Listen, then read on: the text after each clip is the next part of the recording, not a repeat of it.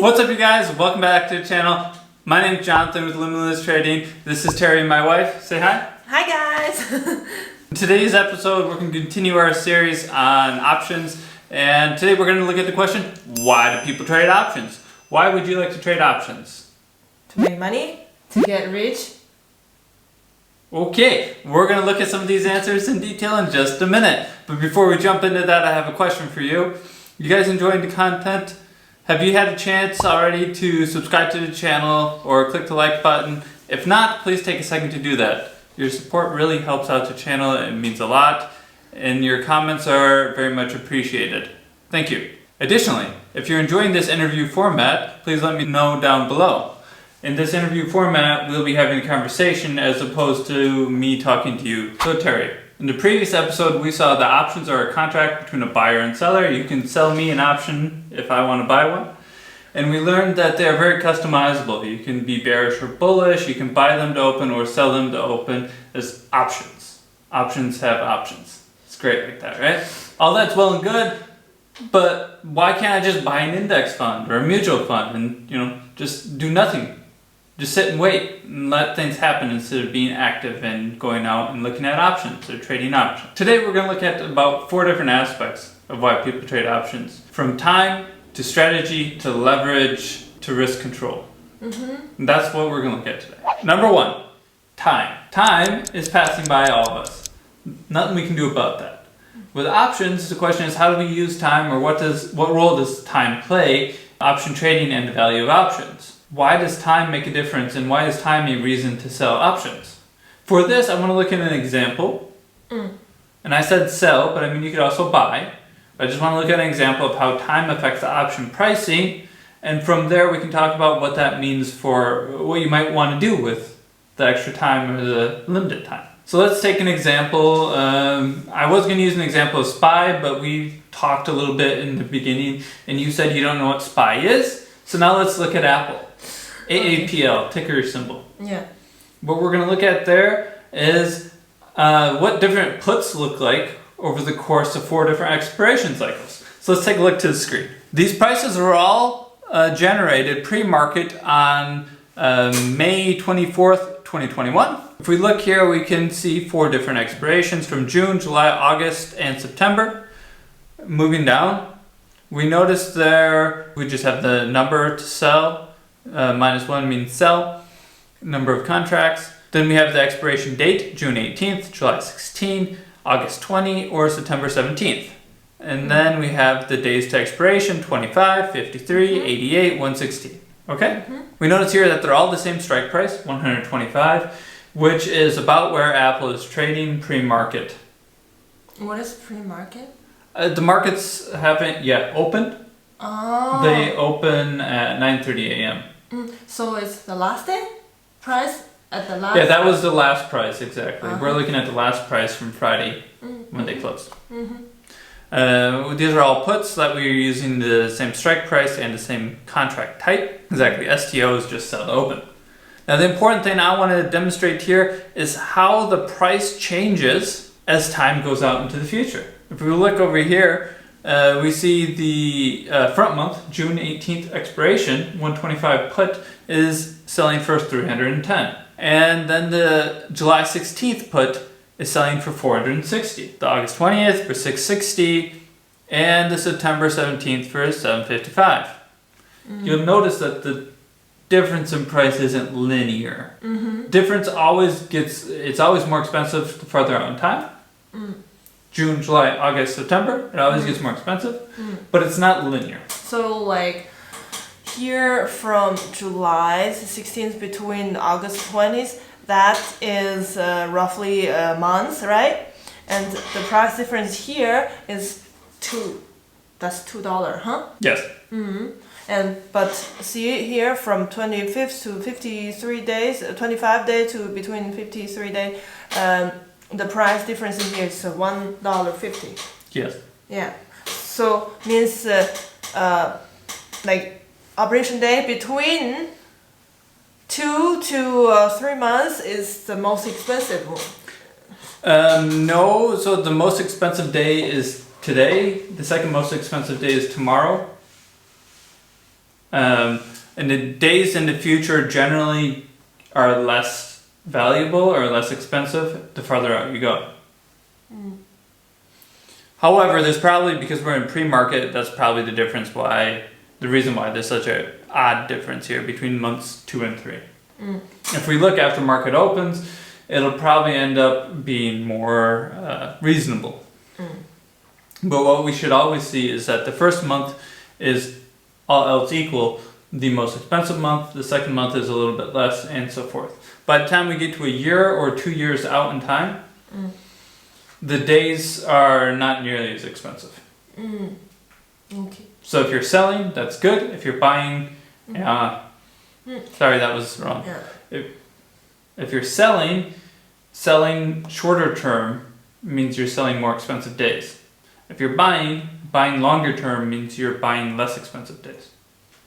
You get a deal the farther out in time you buy. Yeah, because we're talking about the puts here. Like in the last episode, you said puts is like an insurance.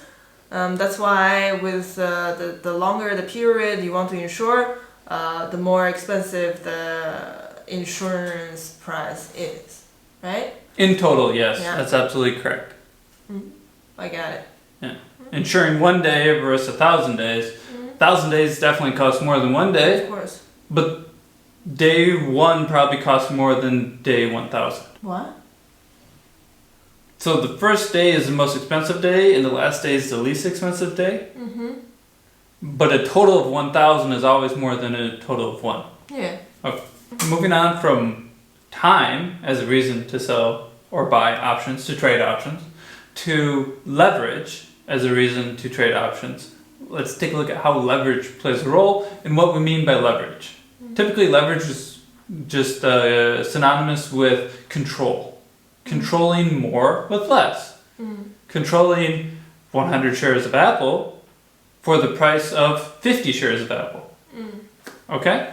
Let's take a look at how we can do that. We can do that by buying, if we want to control Apple to the upside, meaning we're expecting Apple to increase in price, we can buy a call option that will allow us to control all 100 shares, or almost all of those shares, depending on the delta.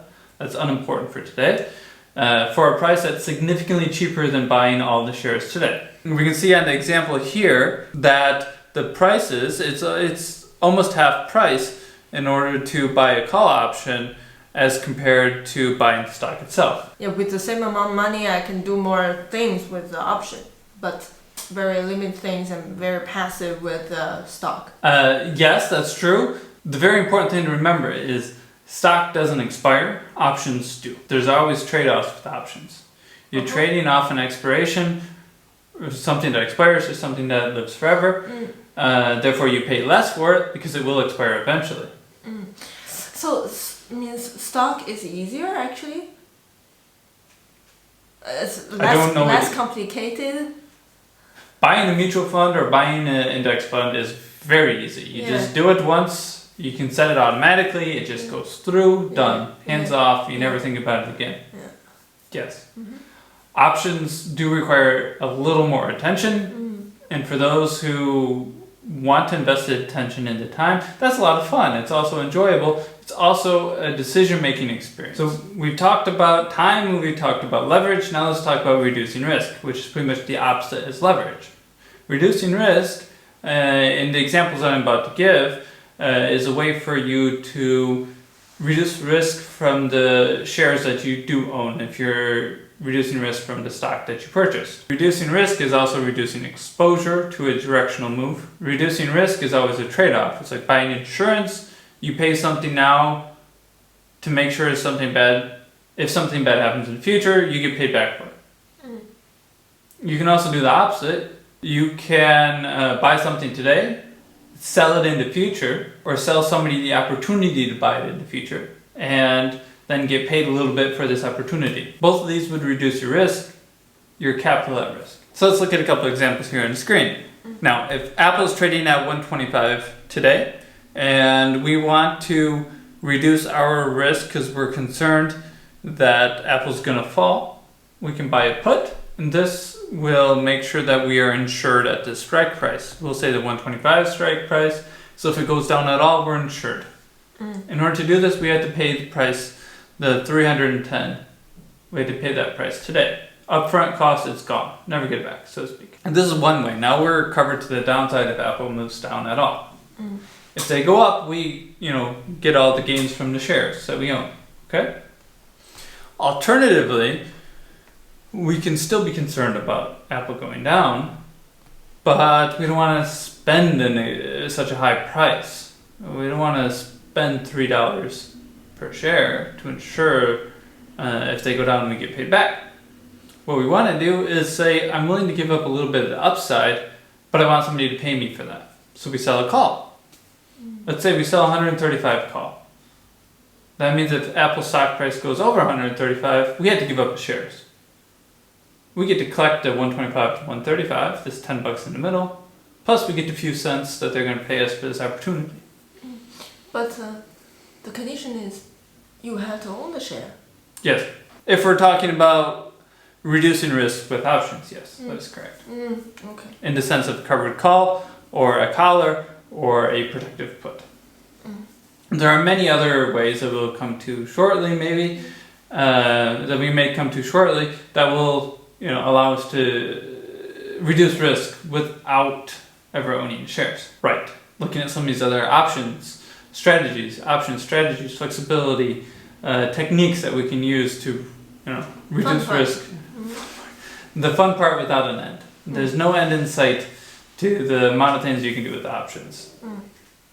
And just to ramble off a few, you can have cash secured options, and those are generally just puts because you can't secure a call with cash. You can have spreads, you can have calendar spreads, you can have ratio spreads, you can do bullish spreads and bearish spreads, you can buy spreads, sell spreads, you can have iron condors, you can have strangles and straddles. Yeah. Yeah.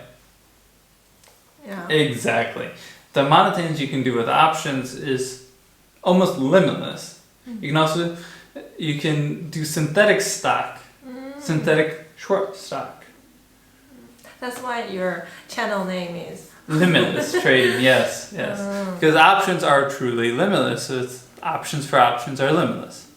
So far, I haven't got the fun feeling of it, but I'll force myself to understand it better, to learn it. Okay? Sounds very negative when you say it like that. Oh my god. It is torture for me, I feel like. Really? Yeah, I just don't like those. What? Those numbers, the puts, calls, and blah blah, and then the charts, red color, green color. What are you saying? I'll try my best to learn. So, as we've seen, we can trade options to take advantage of the passage of time. We can trade options to increase leverage or to reduce risk. We can trade options with any of the endless number of strategies, and they're always flexible. There are always trade-offs. There is no perfect way to trade options. I have a preferred way. I like to sell them, but I don't think there's anything wrong with buying them. It's just not for me necessarily. Your it's a style. different style, exactly. It's a different mentality. You can do almost anything, and there are always trade-offs. And for me, it's this. You can do almost anything. There's always trade-offs. For me, it's the gift that keeps on giving, because it's a topic that there is no end to. It will always change, and there will always be something new. What do you think? Do you trade options? Do you want to learn more about options or how to trade options? If you do, stop by next time as we look into how to trade options. We go into bearish and bullish perspectives and what these theses mean in a real world, in a real option chain example. Thank you for stopping by today, and if you have not yet taken a chance to click the like button, go ahead and do that now. I'm Jonathan from Limitless Trading. I'm Terry. We'll see you next time. Goodbye. Bye-bye.